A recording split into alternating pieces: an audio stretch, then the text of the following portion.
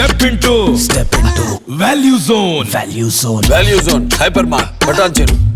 Japan సునామీలో చిక్కుకున్న NTR family స్వదేశానికి చేరుకుంది. సోమవారం అర్ధరాత్రి హైదరాబాద్ చేరుకున్నట్టు ఎన్టీఆర్ ట్వీట్ చేశారు. భూకంపం తనను షాకింగ్ కి గురిచేసిందని ఎన్టీఆర్ తెలిపారు. తాము సేదతీరిన ప్రాంతంలోనే భూకంపం రావడం హృదయాన్ని కలిచివేసిందని చెప్పారు. భూకంప ప్రభావిత వాళ్లందరికీ సానుభూతి తెలియజేశారు. జపాన్ ప్రజల విశ్వాసానికి అభినందనలు. త్వరగా కోలుకోవాలని ఆశిస్తున్నాను.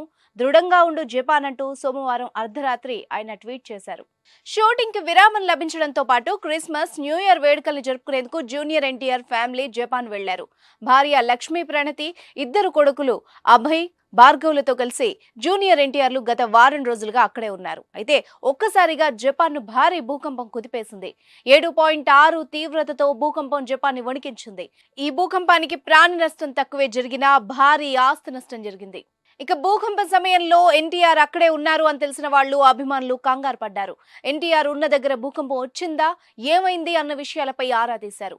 ఈ క్రమంలోనే జపాన్ నుంచి తిరిగి ఇంటికి వచ్చేసినట్టు జూనియర్ ఎన్టీఆర్ సోషల్ మీడియా వేదికగా వెల్లడించారు.